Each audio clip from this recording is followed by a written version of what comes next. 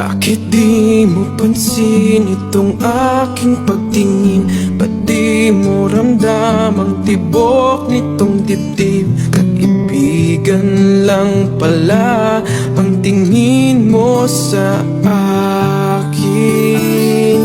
Kung ako pa siya, mapapansin mo. Kung ako pa siya,